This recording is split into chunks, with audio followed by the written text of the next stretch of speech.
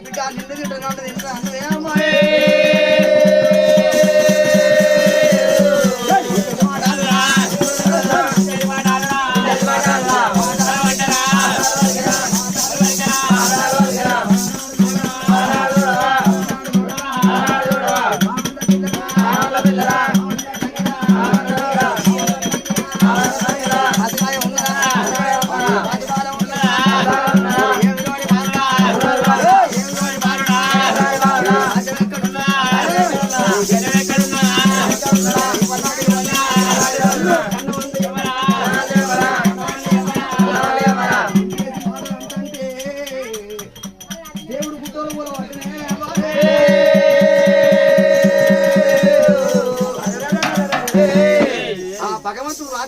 పల్లె పట్నం మాటలు అడిగినప్పుడు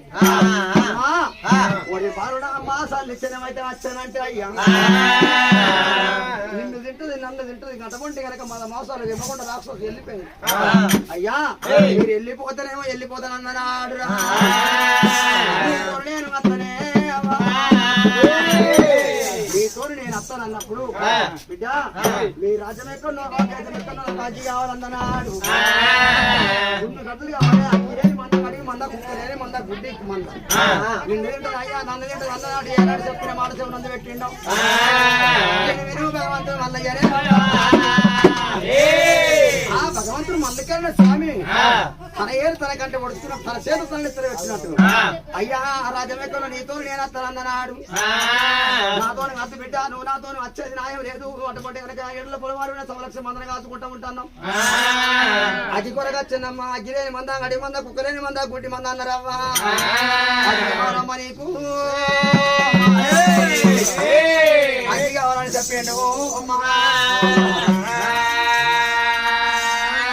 అది కావాలన్నాడు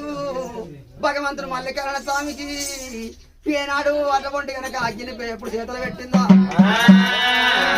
అయ్యా నువ్వు మళ్ళీ వచ్చేది నాకేమెరక మీరు దున్నిగడ్డలు మీరు తెచ్చేది నాకేమెరకనయ్యా నువ్వు రావాలంటే నువ్వు నా దగ్గరికి రావాలంటే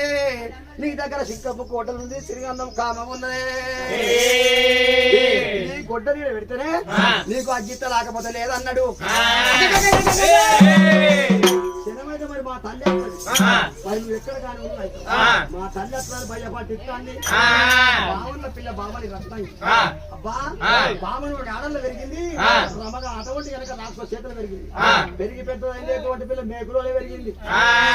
మేకులోని పిల్ల మేకులో ఎప్పుడు పెరిగిందో పెరిగి ఆ బాల ఎప్పుడు పెద్దది అయిందో జనమైతే మా తల్లి అత్తదన్నది మా తల్లి అత్తది అన్నప్పుడే అమ్మా భగవంతుడు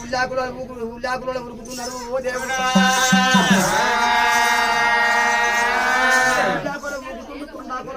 భగవంతుడు మళ్ళీ చెప్పకుండా రాక్షసు అంటే నన్ను తింటుందని ఎప్పుడు చెప్పిండు మాట శివుడు పెట్టిండు భవనంలో పిల్ల రత్నాంగి దేవి నువ్వు గుడ్డలు కావాలంటే